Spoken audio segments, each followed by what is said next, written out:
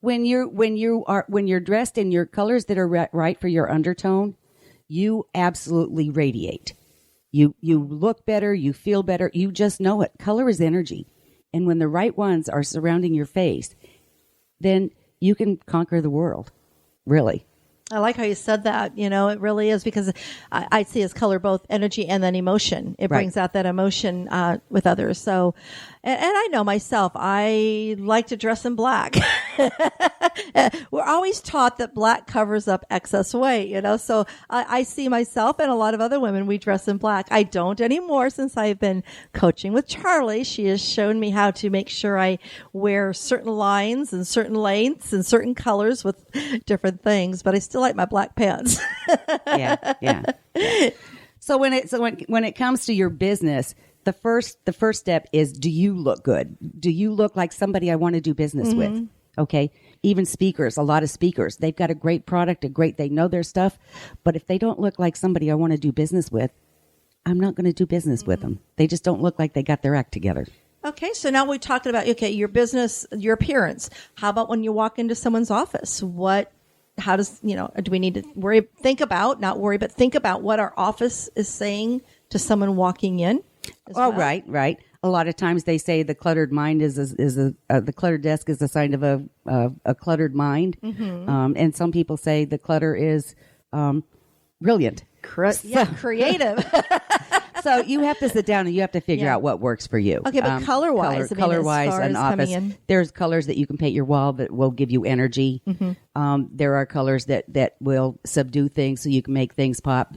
So it's all about putting colors together. And you have to be careful when you do that, even for your branding and your logo, because if you put two colors together, both colors change. And you want to make sure that it gives the right message. Talk to me. How do colors change? I know the base color is still the base color, but I know you're talking about a mental process somewhere. If you take two file folders, a red one and a green one, and you look at the red one first, and then you look at the green one first, your brain is interpreting first the red and then the green. But if you put the red and the green together, they're going to look different because scientifically they absorb and reflect light at different wavelengths. So they will look different to the eye. Okay? And in business, when you're branding, when you're using colors to brand, be careful of color combinations such as red and green, because it denotes Christmas in our language. Oh, yeah. So there are a lot of colors that are not just visually appealing to the Western world. Again, you've got to go back to your target audience. You have to go back to what is their message, what's their culture, what's their age. White wedding dresses in the Western world are red in Chinese. So you have to understand the culture and your audience. That makes total sense. And I'm also thinking when you're actually starting to create your business before you, and I know many people will kind of start thinking of their logos before they start thinking of their business concept and who their clients are. That might be backwards. You want to start thinking about who you want to attract, because that's going to help you determine the type of colors that you're putting in your logos. Your business and your brand. What is your business? What's your target market? The nutritionist, they'll want something spring green.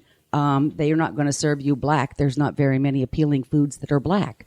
So your nutrition industry has a tendency to go to green. Color is the first thing that's noticed. So you have to consider color when you consider your brand and your logo. And again, remember, those are two different things. You are your brand. You're what your brand stands for. The integrity, the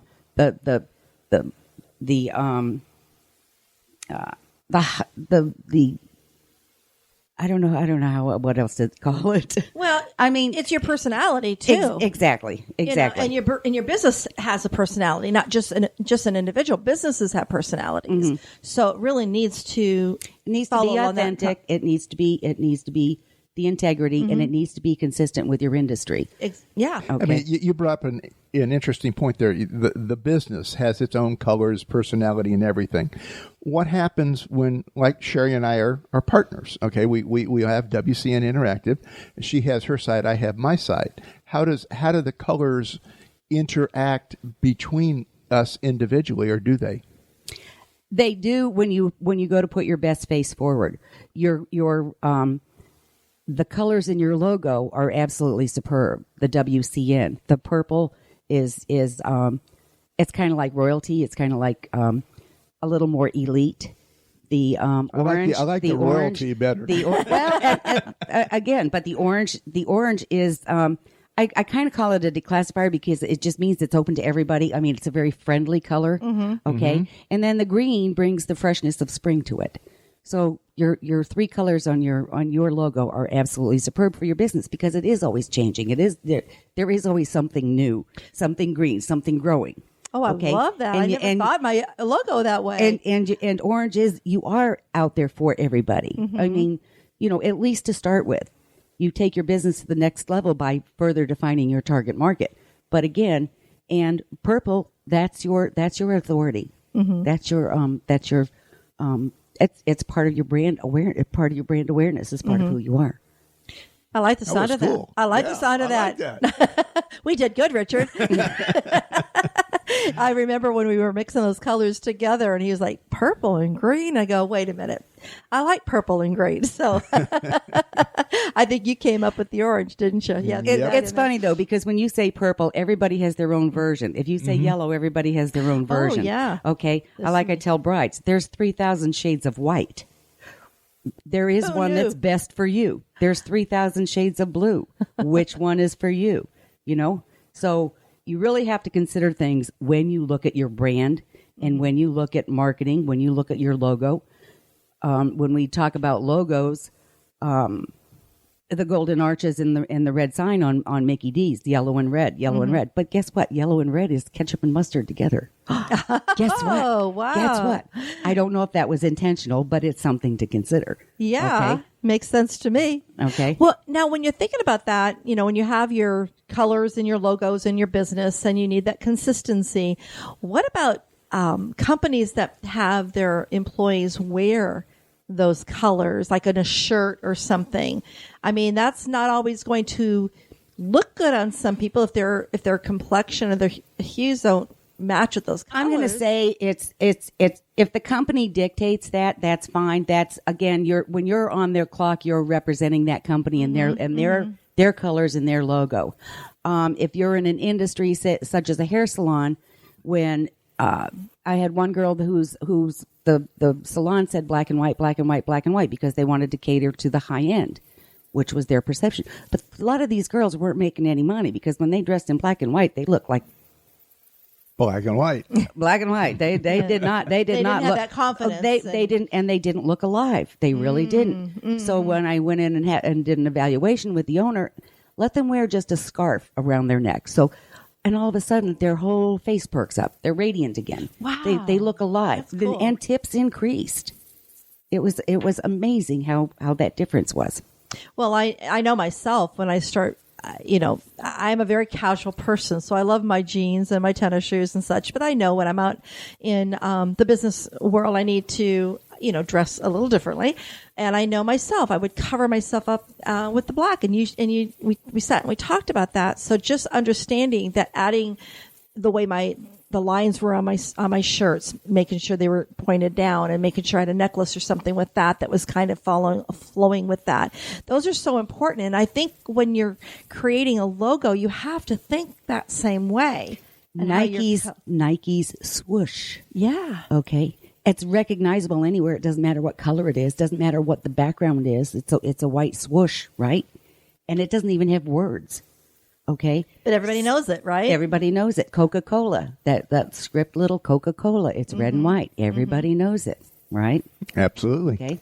So when it comes to, yes, when dressed, you want to make sure that your face at least is surrounded by your best colors. You can always add and change out a wardrobe later, but at least around your face, that's got to be your best color. Okay. I find that just very interesting. And I know, hearing how we need to make sure we're conscious of that within our business so that our business also is approachable. Exactly. In the color that we're using. Exactly. When you're talking business colors, you do want to remember that there is an emotion tied to color. Okay. So it's not just what am I seeing visually? It's what emotion, because emotion is what's going to sell your sales message. Emotion is what is going to drive that action. Totally agree with that. You can have the best presentation in the world if you can't put a smile on your face or make your eyes pop and look really sharp. It's going nowhere. Exactly. Even the product presentation, packaging, things like that. It all has to be consistent. Has to be consistent. Well, let's talk a little bit about the emotions and colors. That all these colors have different emotions. So I'd love you to share with our audience the different, like on a color emotion guide that I know I keep on my desk. And I think you're the one that introduced me to this. And I use this when I'm putting together images for myself, for clients, when I'm putting together the memes on social media, or when I'm even coming up with an image for a workshop or something. I really look at the type of colors that is in that image. So would you want to share with our audience about the different emotions that each color and I'll give you a couple of examples. Yellow. Yellow is sunny, it's lemony, it's warm, okay? It's optimistic. All right, so those are things that you want to be. Those are emotions that you are targeting. Emotions that you are sending to your customer. Mm-hmm. Are you happy? Are you warm? I mean, you don't do sunscreen with black rays coming out of it. I mean, sunshine is sunscreen is sunshiny. It just seems inviting and just exactly, and it's kind of a warmth to it as well, and inviting and sounds like something you really can relax with and have fun with. Mm-hmm. And as you go from yellow, you start headed towards red, but then you get into oranges in between there. And again, I said orange is Mr. Friendly. It's for example, Home Depot, orange and white. They're the construction people, all right? That's symbolic of them. Guess what else is orange and white? The barricades on your road constructions. Oh, they are. Orange and white. Yeah. Orange and white. Orange and white. So take a look at your industry. Take a look at the message that you're trying to send. And it's really interesting. I never thought about it that way. And I'm thinking, though, but when I think of orange, sometimes I can think of some really bright oranges that kind of hurt the eyes. So you have to be conscious of the tone as well, right? Of that color. Right. Right. Right. That is interesting. I never thought about that before about when I look at I'm going to be out there looking at everything now and thinking, wow, what is that saying to me? Red. Okay. Red. Again, we talked about red a little bit with Coca-Cola. All right.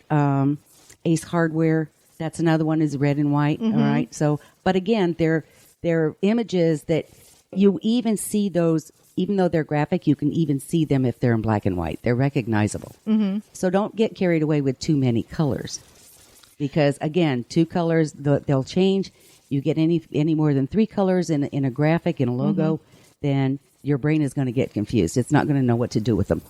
That is a very interesting point there. So when you're developing or creating a logo, you really want to make sure that your logo is going to look good in black and white as well then, depending. So you don't, like you say, you don't want to just saturate with all the different colors. Right. You want to be consistent. Blue, all right. There's a lot of blues out there. A lot of blues. Jewelry, high-end luxury was typically Royal Navy, black, gold. Mm-hmm. But guess what Tiffany's did? They bucked the system. They said, "Oh, we want to be different. We want to be known." And guess what? You've got a forget-me-not Tiffany blue. Oh, it's still high-end, isn't it? Everybody recognizes that Tiffany box. That blue. Oh, absolutely, yeah. And it's because they didn't want to be part of the ocean full of everyone. They wanted to stand apart, but they did it with a little bit of finesse.